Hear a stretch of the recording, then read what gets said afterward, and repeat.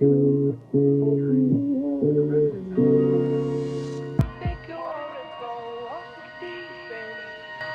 don't think you wanna give me reason.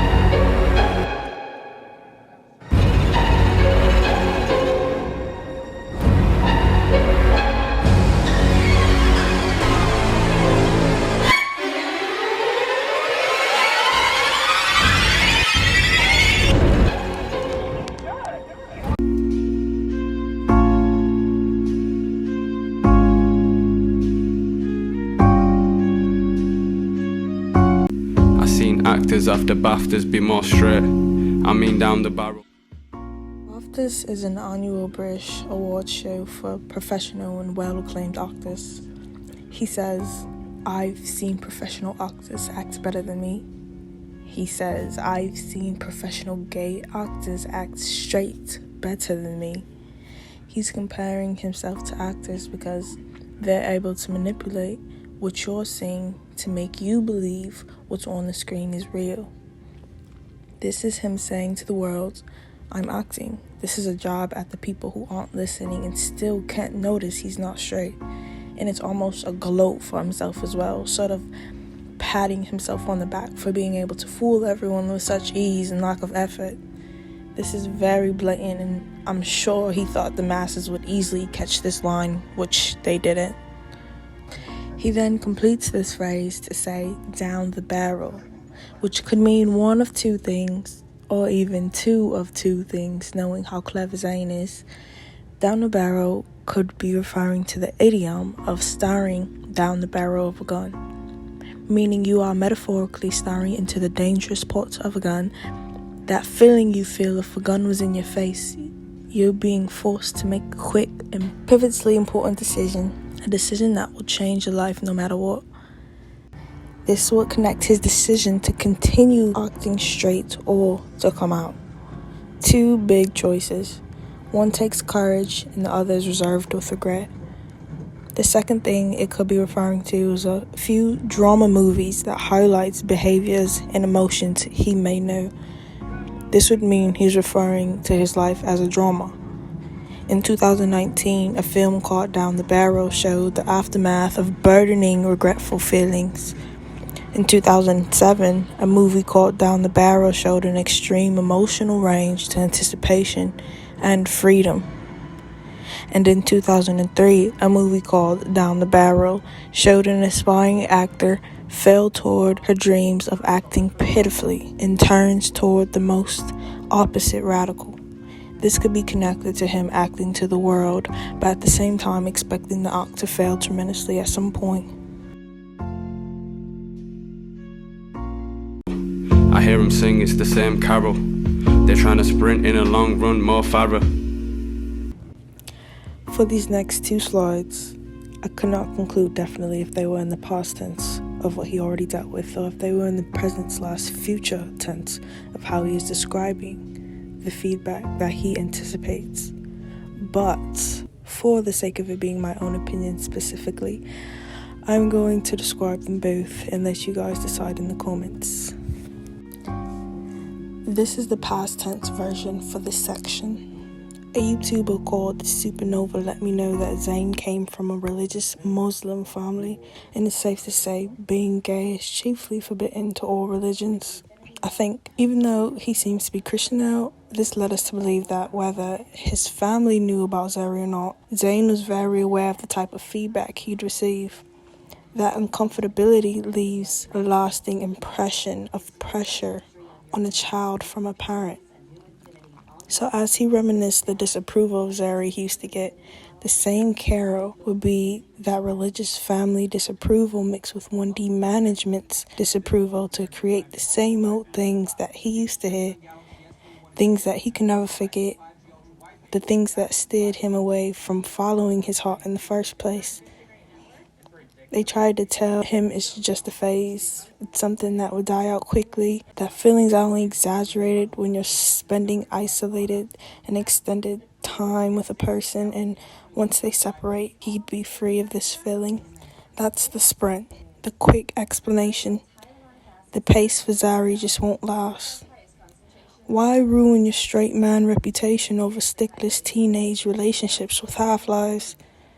All of that will qualify as examples of things he may have heard back then. And that could even be one of the reasons he left 1D. Maybe he was listening to a parent, or he was obsessing over trying to stay straight around temptation. Maybe it was too stressful for him, unbearable. But they didn't realize Zayn put a Zarry plan to make it work in a time capsule. He didn't desire to explore Zarry when suffocating boundaries held them back. He wanted to listen and do what grown-ups said was right. Because maybe by listening to adults, it would actually help the unbearable feeling he had. They didn't realize Zayn never rushed their love. Zayn thought, I'll let him free and I'll let him be. But if we fell back, then it'll be him and me. He allowed Harry to date Louis. He allowed Harry to live his life because he didn't want to rush the spawn of their love. He encouraged it. He knew just as much as it hurt him, it hurt Harry 10 times more. He didn't want to control his happiness because he was forbidden to add to it. He didn't want it to die out like most teenage loves do by nagging and controlling. He wanted to somehow save their bond and listen to a better judgment. Then he gloats, and he's gloating by calling himself Mo Farah, the greatest long runner. He's saying, I know and knew what I was doing the whole time. Y'all didn't. I did. I paced myself, I was prepared, and now I'm the winner. Now I have my prize.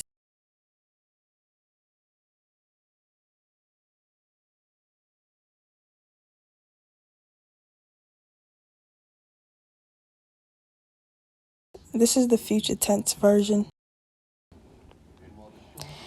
This will go back to the same rumors he assumed from part 1. This would be he's assuming what they are going to say about the Zarry news, and what they say would be something he predicts he'll hear over and over and over again. He broke up the family, he's gay, he should have did this, he should have thought. This would be him being past annoyance of the comments and at the space where he just accepts what's being said and takes it for what it is.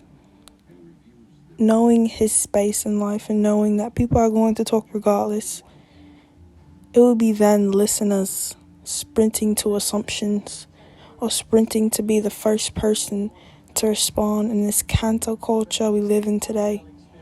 This will portray someone quickly arriving to a conclusive thought just by skimming the title.